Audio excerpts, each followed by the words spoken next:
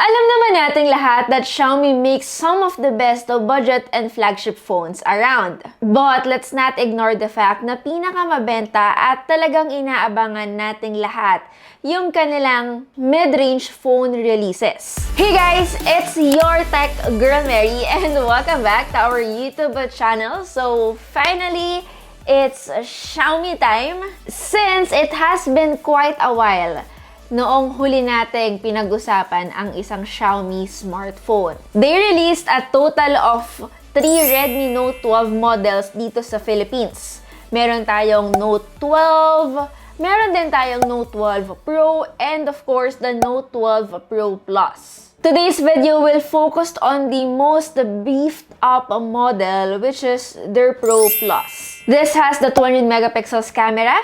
Meron din itong improved OLED display with Dolby Atmos, and of course, a 120 watts fast charging as its main selling features. But of course, hindi lang naman Redmi Note 12 Pro Plus yung meron ako ngayon. We also have here the entry-level one, which is the regular. Sorry guys, nag-reflect yung ilaw natin, but yes, it's all blue.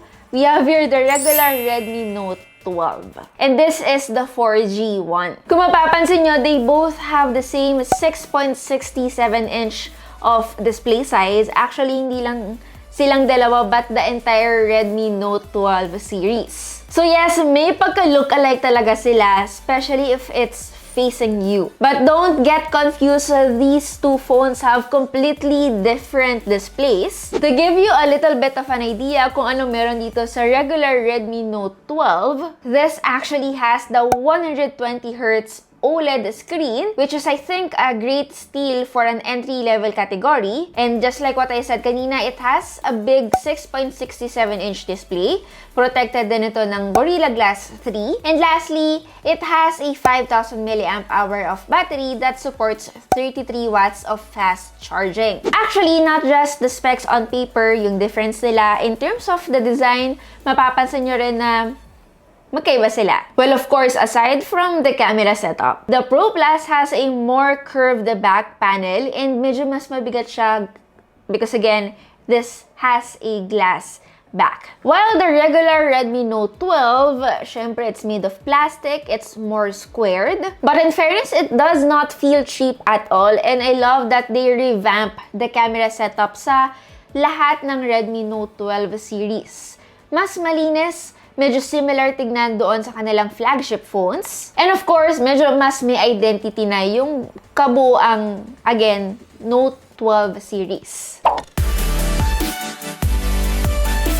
Anyway, going back sa pinaka-topic ng video natin, which is the Redmi Note 12 Pro Plus, alam kong pinaka-exciting part ng video natin today is yung kanyang camera. And this is the inclusion of the 200 megapixels primary camera. That of course is very similar to the past unit that we review, which is the Samsung Galaxy S23 Ultra. So take note, that phone is a flagship one and this one is a mid-range device. Not like I'm comparing, but it's worth noting since again, having higher megapixels we all know is usually present sa mga higher-end smartphones. So yeah, for me, it is indeed very impressive to see it on a mid-range device. Alam ko namang lahat kayo ay pumunta sa video na to because first, this will be a real-life camera test. Pangalawa is of course the giveaway that I will be announcing at the end of this video. The rear setup of this phone, guys, contains a 200 megapixels OIS primary camera. Take note, we used to have 108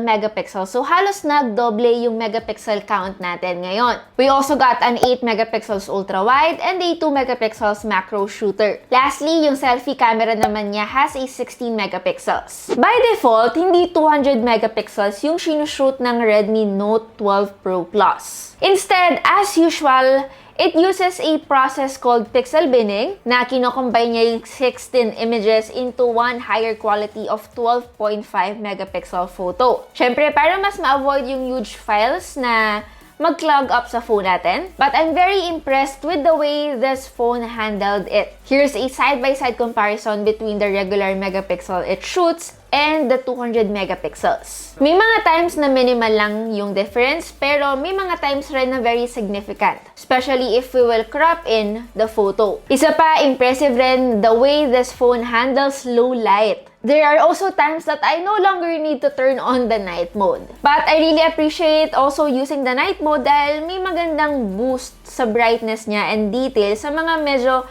mas madidilim na environments. Sa mga medyo hindi tech-savvy, paano ba gamitin ang 200 megapixels niya if hindi ito automatic? Mabilis lang naman yung process and all you need to do is go to the More menu, click Ultra HD. Actually, when you capture using this, it saves 50 megapixel photos. And then, if ayaw nyo naman ng 50 megapixel photos, dito na natin makikita yung 200 megapixels option on top. All the 50 megapixel photos that we took, very sharp din sila and detailed. And if you are saving a bit of space, this is also a good option. But of course, binili nyo yung phone for the 200 megapixels, so might as well maximize it. By the way, wala pang dedicated depth sensor ang Redmi Note 12 Pro Plus, pero huwag kayong mag-alala kasi may portrait mode pa rin naman siya. Kahit papano maganda yung subject to background separation niya, very convincing actually. While the ultra-wide photos and of course selfies,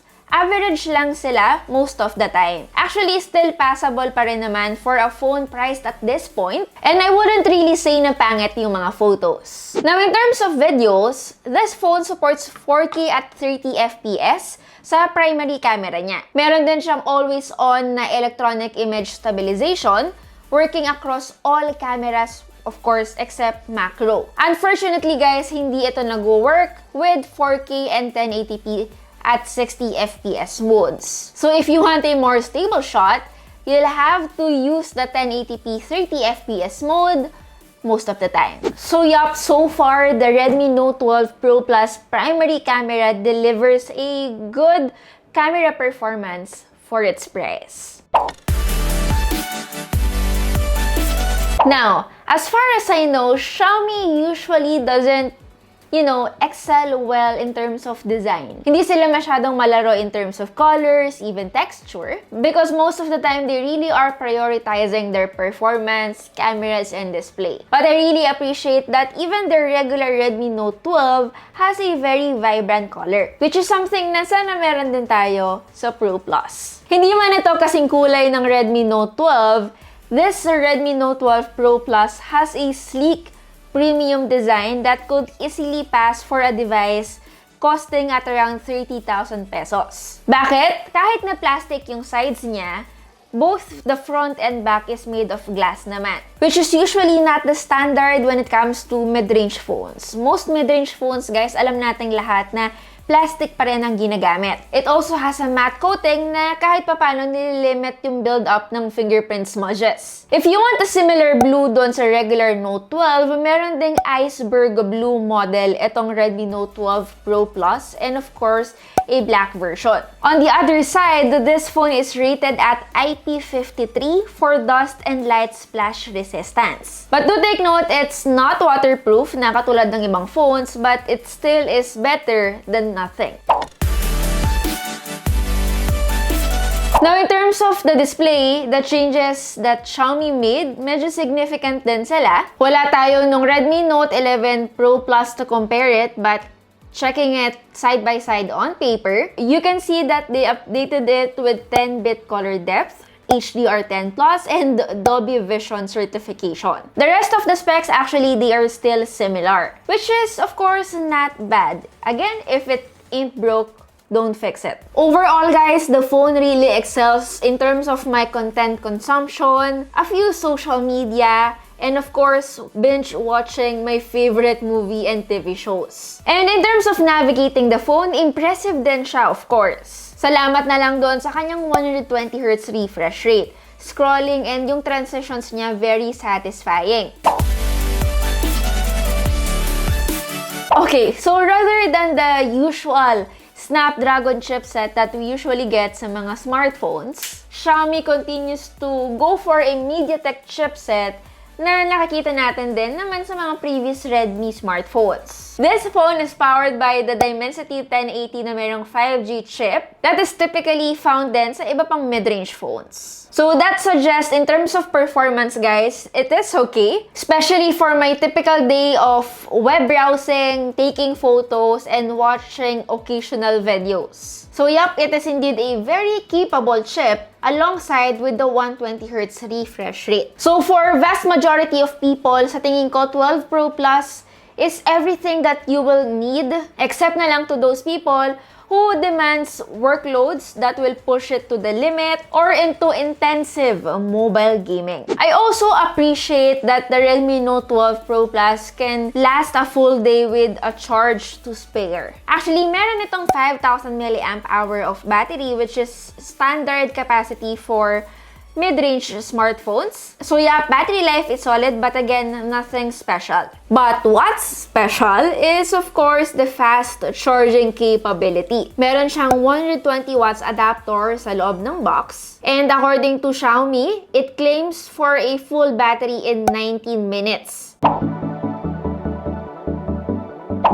Honestly guys, for me, I really appreciate Xiaomi for not being too gimmicky. May mga smartphones kasi na maraming features na, of course, minamarket, but we really cannot consider it most of the time in real-world scenarios. So, yup, it is indeed a well-balanced mid-range device. Overall, hindi mahirap i-recommend itong bagong smartphone ng Xiaomi this 2023. Now, for the giveaway, medyo matagal na yung huling nagpag-giveaway tayo sa pagkakaalala ko nung birthday ko pa, which is February. So, yup, pampabawas ng init ng ulo sa mainit na panahon, get a chance to win a Redmi Note 12 for following this very easy mechanics. Kailangan lang naman nakasubscribe ka sa channel ko, and pangalawa, share nyo lang itong YouTube video natin ngayon on Facebook. Siyempre, siguraduhin nyo na rin na nakapublic yung video.